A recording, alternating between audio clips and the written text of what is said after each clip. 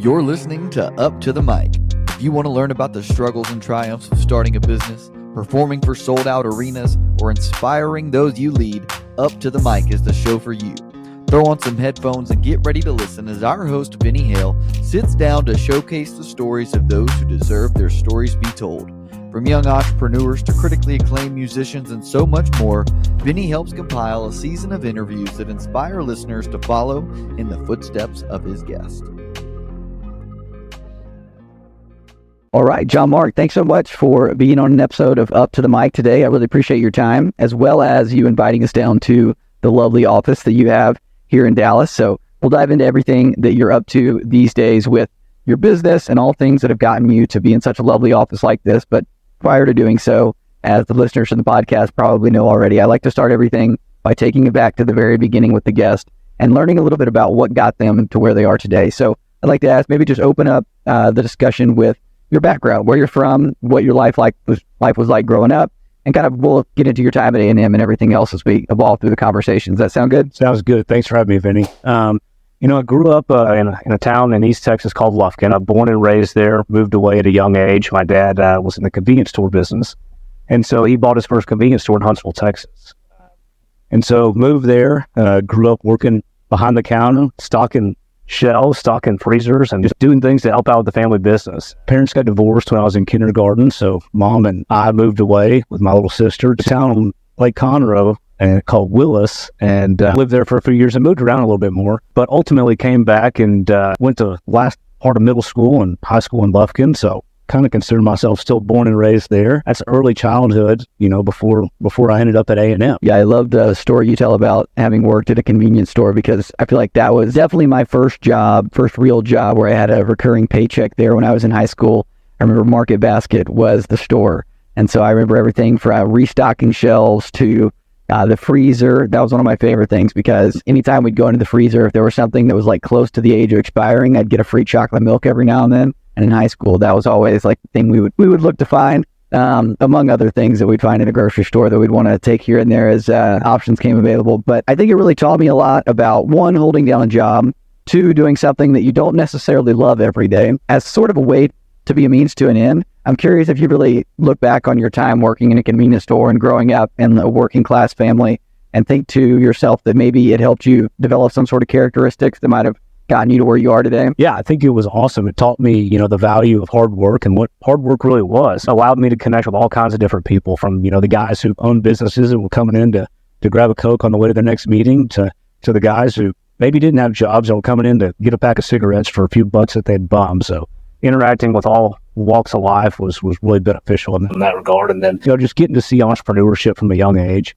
that is something that truly molded me into who I am today. And funny enough, my dad's stores were all outside of Lufkin where I finished high school, but my dad grew up working for a family in Lufkin that they owned convenience stores. And so through high school, I went back to work for them and traveled around and did anything from painting sidewalks that had paint chip off of them to, just filing away files inside their corporate office. So got to see a little bit of it all, and still stuck around that convenience store environment until I thankfully was able to get off to college. Well, it definitely teaches you something about hard work, as you mentioned, commitment to something. But you mentioned one thing that I think is probably the most pivotal and biggest little nugget of information, and that's being able to communicate with different people, and not only just communicate with them, but relate to them in some sort of way. I think growing up in a small town, I was able to, in much regard, do something similar by way of knowing people that were very successful in life by any stretch of the imagination, and also people that maybe were not so much in the eyes of very many.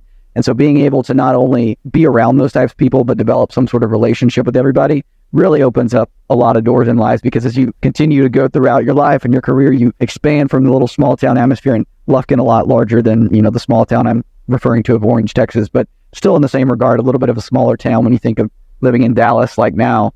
And so the more people you encounter along the road to where you'll eventually end up, I think that firmly just kind of builds up the characteristics that you need to in turn just make friends and be associated with just about anybody. So it's neat to hear that. Yeah, it makes you very adaptable. And I think in the same regard, not only being adaptable, but it allows you to be less judgmental towards others, both in those that are very successful and those that are not. The flip side of the same coin. If there's anything I've learned, it's that you really can't judge somebody at where they are right now versus where they may go, because I've seen some very, very successful people come out of beginnings that you would not have thought would have led them to where they are today. It's crazy because I think that when you look at a lot of the ultra wealthy, and I'm talking, the people that we see as celebrities almost, and Elon Musk of the world, or whoever the richest in the world, a lot of them come from very humble roots, or very, I guess, bootstrap type of roots, meaning that they didn't come from much, where they were just had it given to them. Now, there definitely are those cases, and I'm not to dismiss them, but I think it, says something about the people that maybe just wanted a little bit more. Oh yeah, that hunger is there when you don't have anything starting off. And a lot of times that character that's built in those formative years really just leads to some people who just are built to achieve in spite of their lives growing up. So very fun to watch people go through that and succeed, as they develop as people. Absolutely. And, I think we've gotten down a really good rabbit hole here with this conversation, talking about characteristics that'll help people grow into who they are. And I want to kind of pivot back to talking about you and who you are. Maybe outside of work, which I mentioned earlier, we'll talk plenty about here in a few moments, but outside of work, what does John Mark like to do? What do you do for fun? What's your family life like? Maybe give the people an insight into who you are outside of the business world. Absolutely. So my wife and I have been married for 5 years. My wife's name is Carly. She's from the Dallas area, grew up in Highland Village up by Flower Mound. We have a 16-month-old little boy, and every day is a new thing. It's a lot of fun right now. He's starting to kind of find his voice and figuring out how, being mobile and getting into things is fun for him and not so much for mom and dad. But we're really enjoying it. Personally, from a hobby standpoint, I'm an outdoorsman. I always have loved the outdoors, hunting, fishing, playing golf when it's not hunting season. Being outside is what I love to do, getting fresh air or Dallas air, either one, equally good for me. But those are the things that I enjoy to do from a hobby standpoint. From a volunteer standpoint, I always like to give a plug to the Touchdown Club of Dallas. I'm a member of that. I'm on the board. I'm also the treasurer. And we support the Rise School of Dallas. And we provide the funding so that school can operate and allow for children who are, seems developmentally challenged and have some learning disabilities to interact with children who are not in a classroom environment in which all are made equal. And that is a foundation and a cause that's very near and dear to my heart. My family and I are very involved with that cause. Yeah, I maybe we didn't talk about this much when we had first originally met, and so I'm curious to hear a little bit more about that. How did you get into working with the Touchdown Club, you said? Yeah, Touchdown Club Foundation supports, like I said, the Rise School of Dallas. But I had some friends that were in the organization, and I went to a few of the charity events and really enjoyed it, really enjoyed the group of guys. And the foundation is a group of businessmen here in Dallas that are charged with raising those dollars every single year via the Newman class. Every year there's 18 Newman that are selected and invited into this class. And it's been a wonderful opportunity for me to learn about the school, learn about raising funds for something bigger than myself. And it's something that has really intrigued me and captured, a lot of what I'm about. Yeah, I can tell you definitely have a passion for it, and that's really interesting to hear. So I encourage all the listeners to look into it more. We can drop some information in the show notes related to the Touchdown Club Foundation and everything that it has to offer. And if there's any way people can help, we can definitely throw those links in there for them to go and check it out. You mentioned hunting and fishing and playing golf, just being an outdoorsman in general.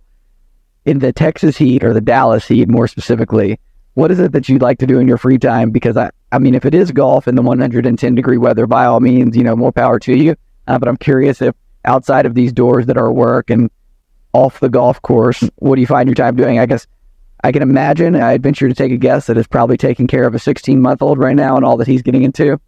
Yeah, that's right. That is a big source of my time right now, and I'm very thankful, for the ability to get to parent Will. But I think outside of that, whether it be early morning or after he goes to bed, I'm either in the gym or going on a ruck. And it's funny because when my wife and I met, I really had no interest in being in the gym. And as I got more and more into hunting and mountain hunting in particular, I really thought that, I had to get in shape. And so I do all of that really to chase my hunting passions. But, being in better physical condition as a result of it's kind of cherry on top for me. Where are some of the places that you've gone or that you're hoping to go for some of your more adventurous hunts? Because I'm assuming with all the rucking that you do, there's probably, assuming you're doing pack outs for everything that you kill. So what are some of the places that are kind of on the bucket list or that you've gone to previously? Yeah, so the one that really got me going was British Columbia last year. We had a 12-day hunt in the mountains. I started training about 14, 15 months in advance, lost about 70 pounds in the process. And it really changed my life just getting ready for that. Just as luck would have it, I guess the hunting gods were smiling down on me, knowing I wasn't in as good a shape as I thought I was. We were able to harvest a ram, a stone sheep ram, on day one, but it led to about an 18-hour pack out that was the most brutal day of my life. And thankfully, we finished on day one because I didn't have much left in the tank for days 2, 3, or 4 after that. That's awesome. I have friends who have gone on those large scale hunts like that where you've got to do a pack out, but I've never personally been into any situation where I've had to train for anything like that. I do, however, love running. Running is one of my biggest passions. It's kind of like my little block of time each day that I keep for myself. And my friends will joke and say that my favorite hobby is golf, but it's definitely running. So they give me hell about that one. But I mentioned that to say that I started following a social media influencer, is I guess what I'd call him at this point, because of his running, and a guy by the name of Cameron Hanes. But he's well known for his incredible hunts and pack outs that he does, and just the overall just hunter mantra that he goes with. Everything he does is with a bow. He does, keep hammering. So he has one of the most popular podcasts in the world. So I don't know if he'll hear this, but he's honestly got two different viewers, one that loves him and one side that hates him. I think some of the hardcore wilderness, small town country people, I don't know what the correct term, they might not like the way I phrase it, but that there's one group like that doesn't appreciate what he's doing and advertising it on social media. And there's the flip side of the coin where everybody just buys in 100%, loves it, and they buy into the, like you said, keep hammering mantra, which I kind of like. It's a little motivational. It is. I'm actually in the middle of one of his books right now. It's funny. You should bring him up. It's very interesting to hear about a guy who had a passion and then devoted himself physically to being the absolute best that he could be. That's something that really many wouldn't consider a sport. It's just, it's very fascinating to see that there's other like-minded people out there who really try to be intentional. And I cannot even start to equate myself to anything that he is or has done, but I can certainly relate to devoting, myself at one point in my life, at least, very much physically to get in shape for a passion. I think it's crazy. He's dedicated himself and dedicated his fitness to being so great at it, like you mentioned.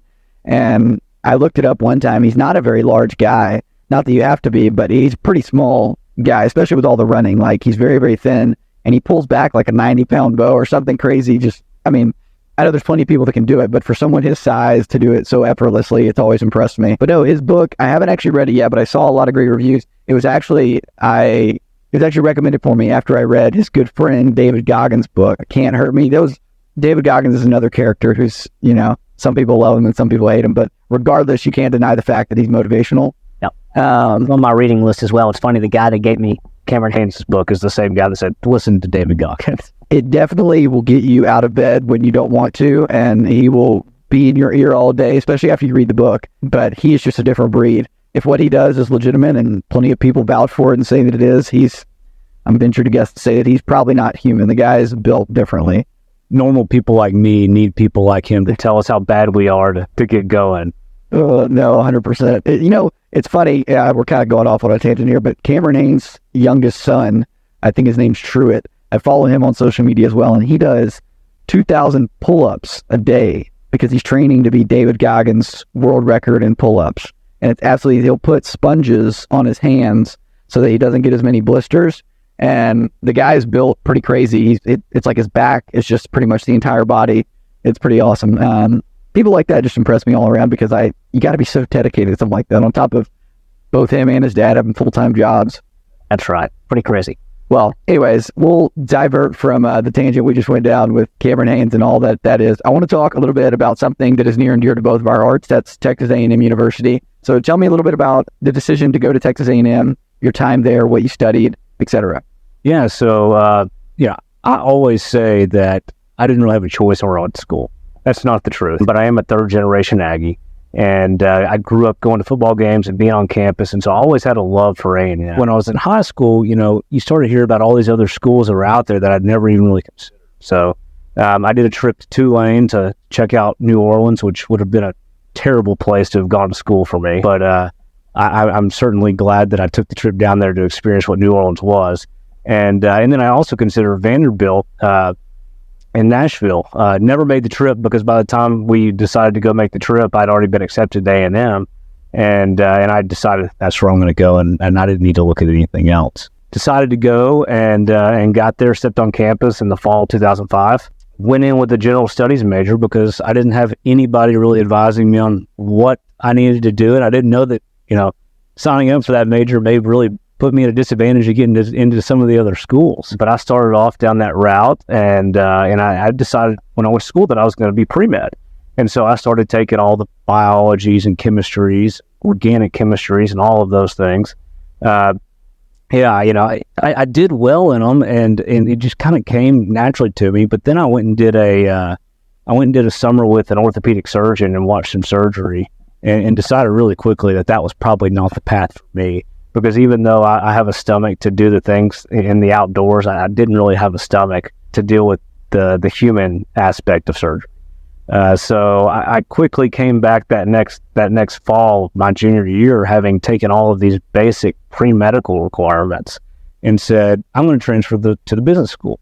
And so I transferred into the business school. I'm still with really no direction of what I wanted to do. I just knew that, hey, I grew up in a family full of entrepreneurs. Figure this out in business school.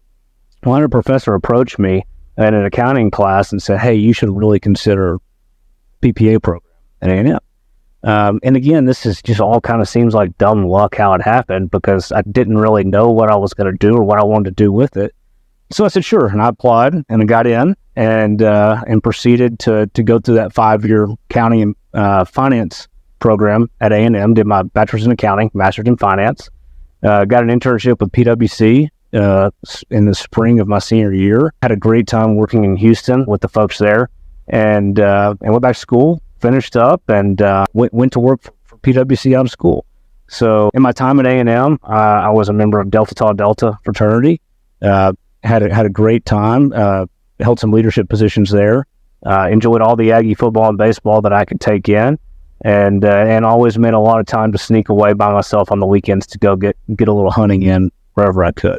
That's awesome. I'd love to hear the story. And even though we've talked about it before, I relate a lot to it, obviously, given the fact that we were both part of the PPA program, or PPA, and all that you've come to grow and build with your own business is inspiring to see.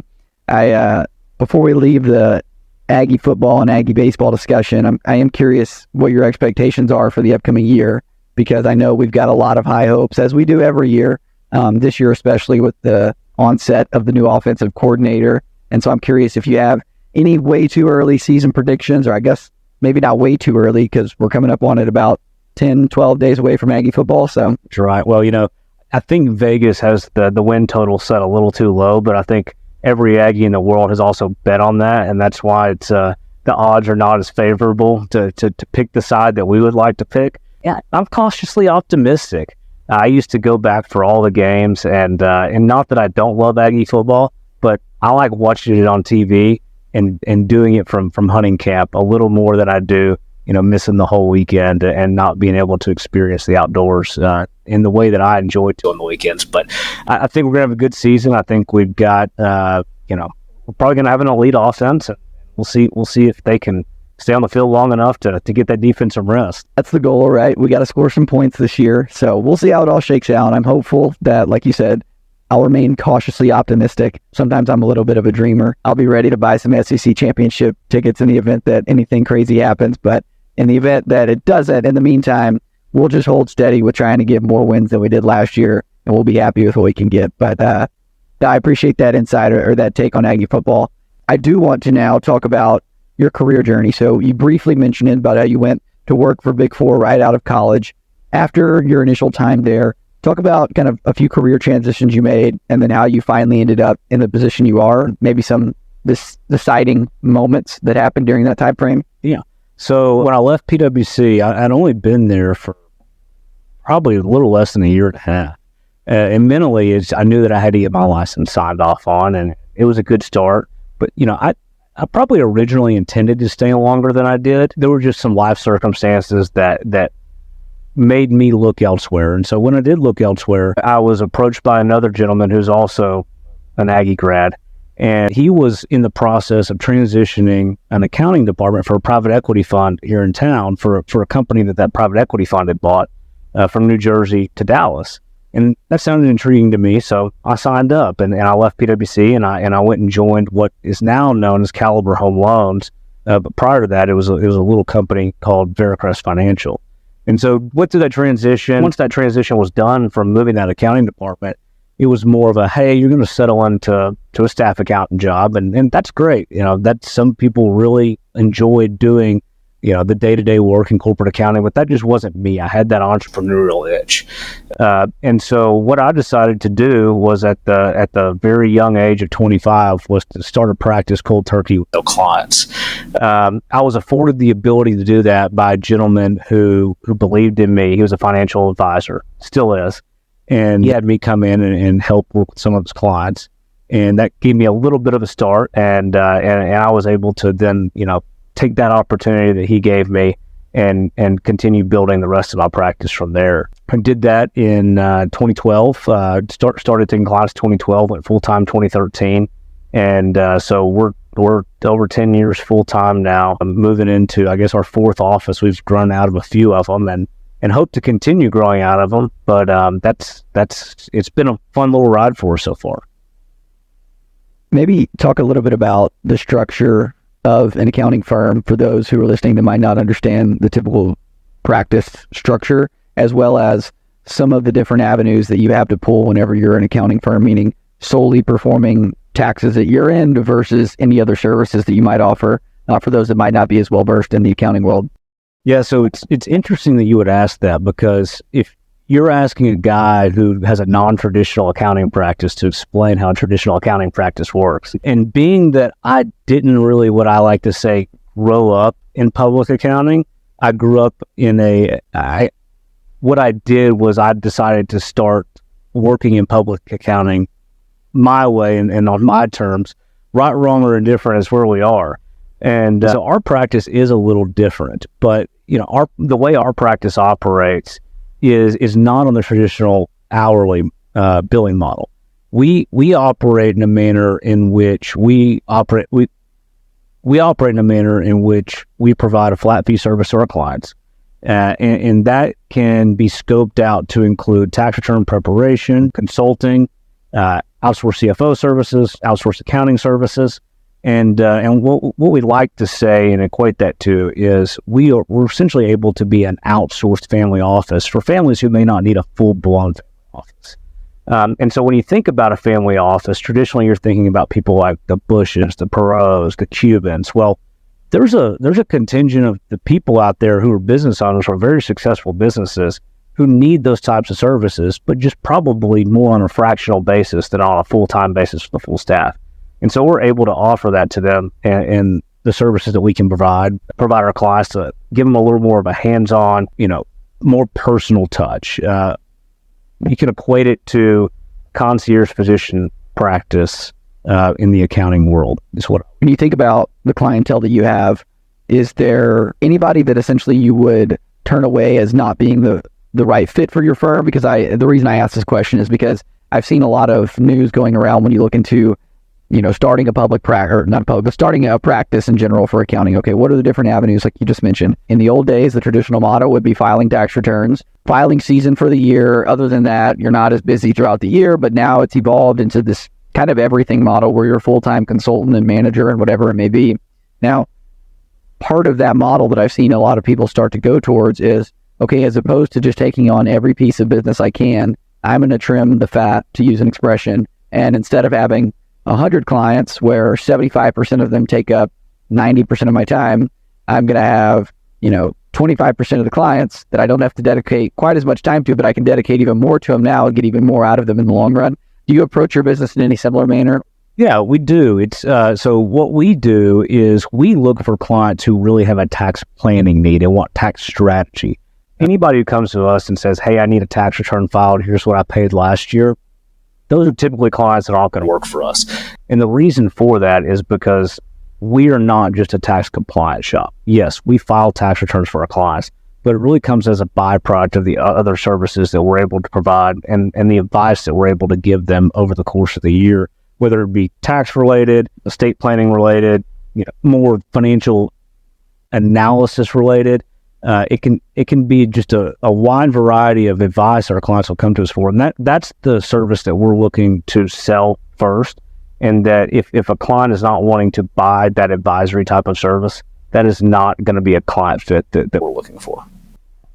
When we think about the different services that you provide, and given the size of your team now, talk to me a little bit about a really loaded question, but talk to me about a day in the life for John Mark. So I know today you're in the office. I don't know if you're in the office every day, if there's a couple days a week thing. If so, what does a typical day look like for you? What are you doing? Are you on the phone? Are you in meetings? Are you in the weeds with the analysis work? Talk to me about a day in the life. Yeah, so my life at the office has really changed a lot over the past 24 months. I used to be in the weeds a lot more than I am now, but as the firm has grown, and as the team has grown, and as the business has evolved into what it is now, I operate a lot more in the managing partner capacity, in which I'm really running the firm, and I'm helping develop our people and train our people and work with clients on really hard decisions, really, really hard solves that need to be done. And so I find myself more in meetings all day long, doing whether it be internal or external, and just trying to add value to whatever it is that person that has requested my time, being able to add value to what it is that they can do and help and direct our team to execute that. I do a lot of business development, so I do a lot of business sales for the firm, essentially.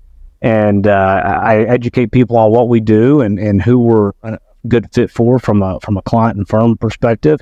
And that's what a majority of my day looks like. I also do a little bit of travel to go see clients, go to client sites. This week I'll be in Midland for a couple of days to go see some folks out there. And we've got some clients up in Ohio that I go see on a pretty regular basis.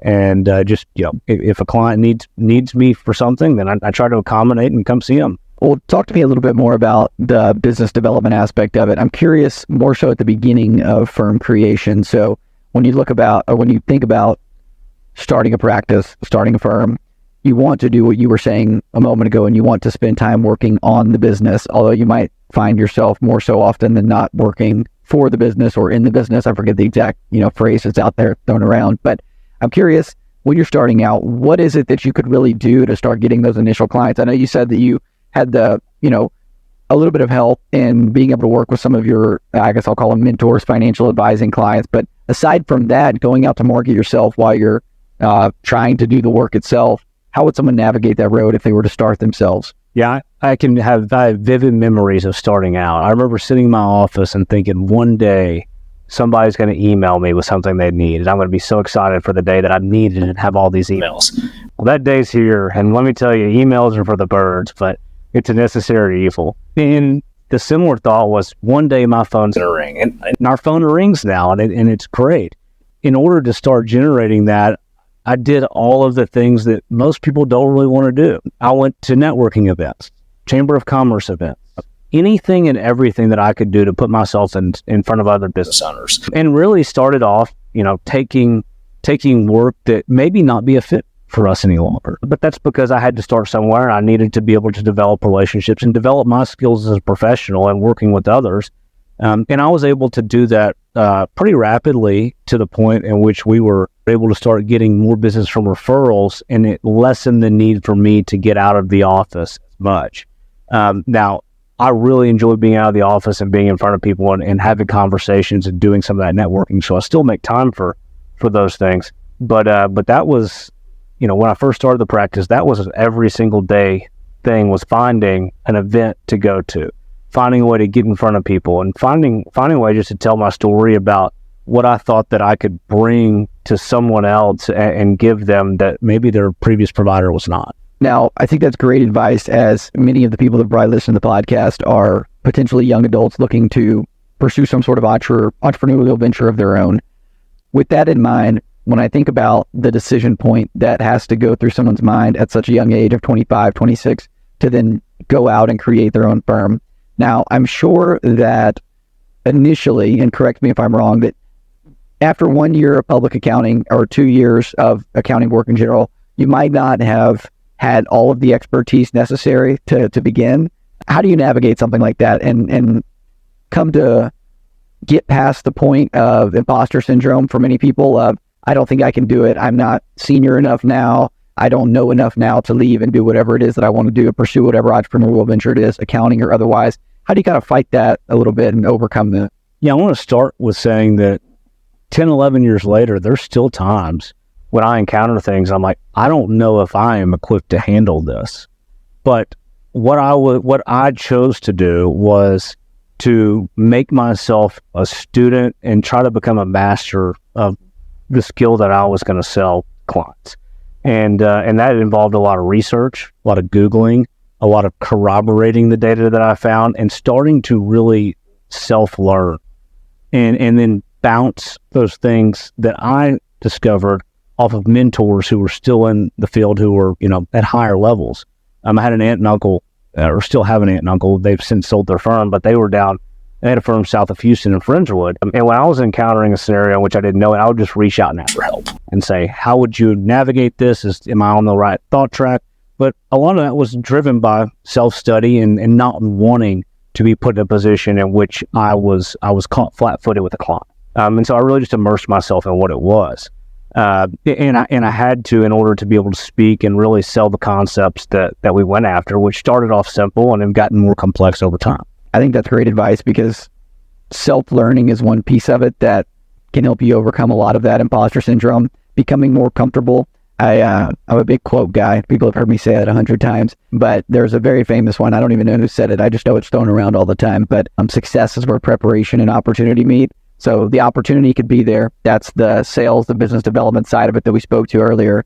Now, the flip side of that is what we're speaking to now in the actual pursuit of doing the work, the self-learning, upskilling yourself, preparing yourself to then be ready when that opportunity comes, then you can succeed. I know that sounds very motivational for you out there that are listening to this, but in the same breath, it is very motivational. And that's something that people need to hear, because I think myself, I go through this a lot of times, whether it be just in my daily life, whether it be with the podcast, whether it be with my, professional job, whatever I'm doing, there's always something that I don't know how to do. There's always something that someone's better than me at. Being able to step out a little bit and just kind of make the jump and figure it out as you go has been something that served me very well.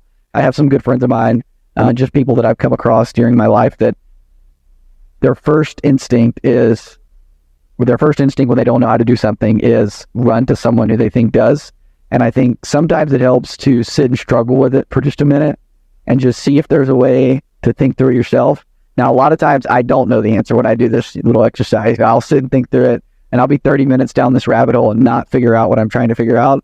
And then I'm like, okay, well, I just wasted 30 minutes. Let me not waste 30 more and just go ask somebody. But I learn more that way. At least I have questions when I do go to ask that person. I'm not necessarily just going with, hey, this problem came up, can you solve it? I'm going with, hey, this problem came up.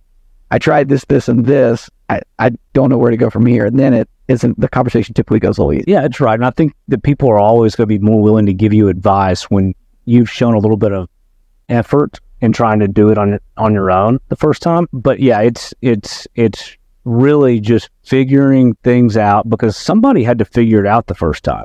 So all of us are capable of doing and learning and figuring. It just comes with the desire and really the motivation to do so. And I guess, I was young and dumb and just eager. And so I chose to do it. You asked a question about, making that initial jump. To be honest, I told myself there would probably never be a better time than now, even though many disagree with me and said, you're not prepared to do this. This will never work. I've told myself that if I allow myself to stay somewhere and continue earning more and more and more, then I will never give myself the opportunity to make this jump. And so doing it while I was probably at one of the lowest points in my life from a salary standpoint that I'd ever be was really the opportune time for me to do so. And I think that's an interesting viewpoint to put on it, because there's really two lenses to it. The one that I spoke to earlier, where I say, you want to be more senior before you make the jump. You want to have more experience. You want to have learned more. But then at the same time, with each year that you stay in whatever corporate job it is that you work in, there's probably going to be a salary bump that comes with it. There's probably going to be more responsibility that comes with it. There's going to be more perks that keep you from leaving, namely the salary. Like you said, it's an interesting way to think about it. And I think I'd encourage everyone out there who might be thinking about pursuing that entrepreneurial spirit. If you can't do it as a side hustle, try and figure out a way to do it and just make the jump. And as John Mark can attest to, hopefully it will pay off to be fruitful in the long run. Yeah, it may not have been the most reasonable thing to do, but that's the way it happened, and we've been very blessed and worked out to this point. You know, we can cut this if you don't want to offer any, but give the listeners one free piece of advice. What is something that people commonly misconstrue about taxes, about personal finance and personal taxes? What is something that people mess up on? The one I see the most is when will I get my tax return? And it's actually a tax refund. So the next time you talk to your CPA, say tax refund, you'll sound a little more educated. But no, I would say, you know, in all seriousness, people think about tax as a bunch of boring people who are shoved back in cubicles, and that may be true for some places and some firms, but there's a lot of really lively, personable, relatable tax people out there, and those are really, really neat professionals to interact with, not only from the client side, but from professional side as well. And you can really find yourself, you know, engaged in a really educational conversation with somebody who is an expert in the tax field, but also has some personality to go along with that expertise. And that almost makes it that much better to work with them, right? Because when you've got the personality to go along with the technical skill set, I said this on another episode when someone brought up a similar viewpoint, you know, not just being able to know something and know it very well that you can perform a task or an action for someone,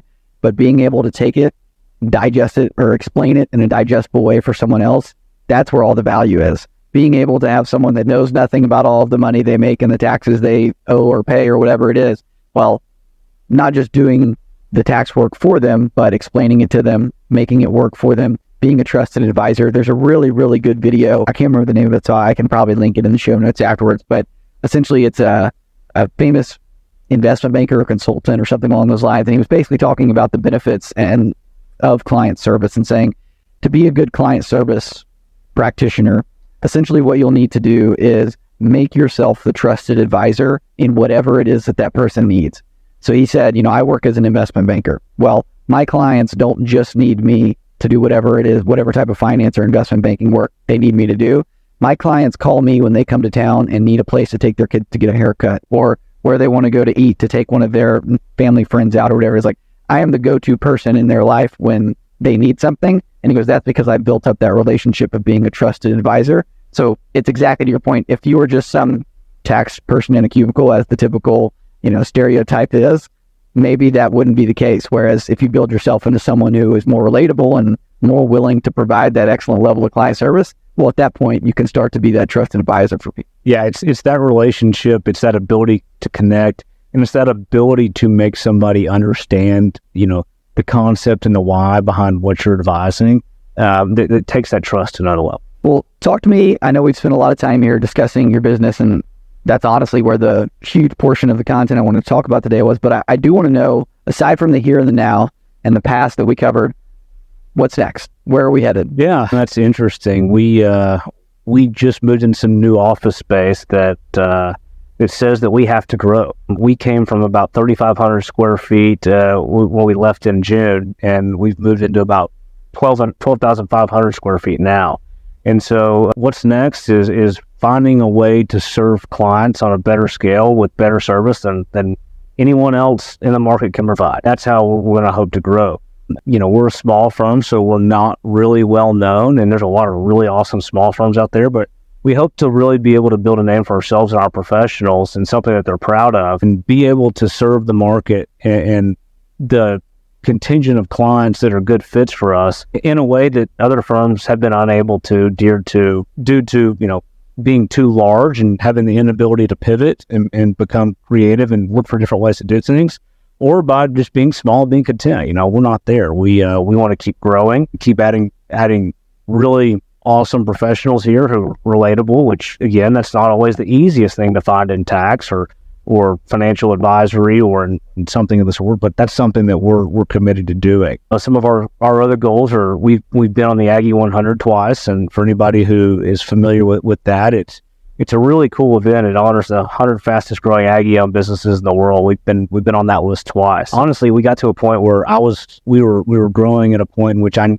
felt we needed to take a step back and work on some internal operations. So we've been in the throes of that for probably about 2 years now. But things have gotten to a place where we're ready to take that next step again. And I think that's just something that happens in business. I see it in clients' businesses all the time. They're growing, and then something breaks. You got to take a step back and figure out what that fix is. So I think that's been interesting for us too, because we've experienced that here. We've not only been able to give our clients advice from a tax perspective, but we've been able to identify some of those operational things, saying, hey, our conversations that we're having, you're taking me down a road and it's somewhere that I've been, and I want to help you in that arena too, and understand that it's okay to slow down for a second, regroup, rebuild, get that foundation better secured under your feet and keep going. Just hoping to grow and maybe get back on that Aggie 100 list one day.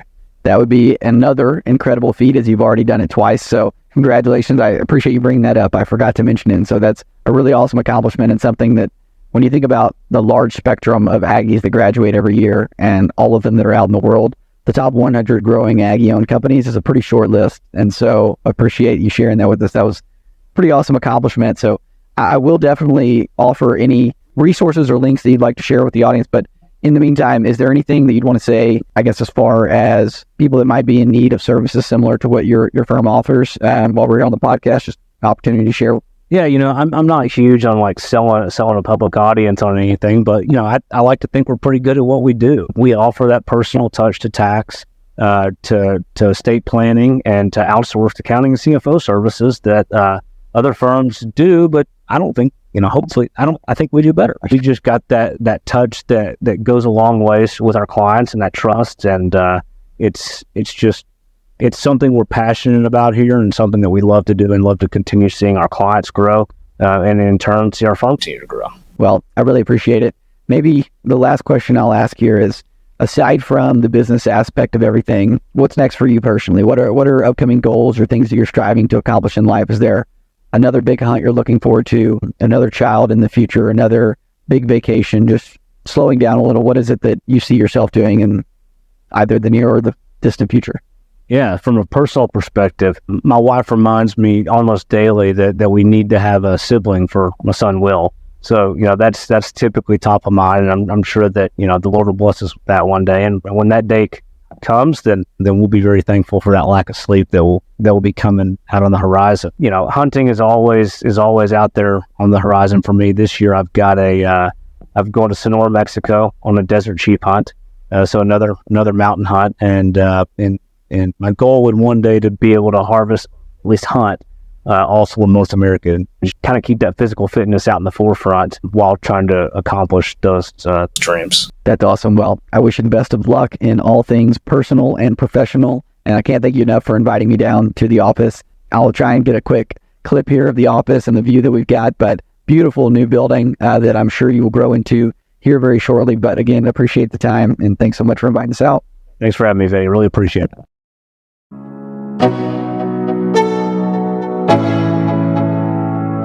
Let's go.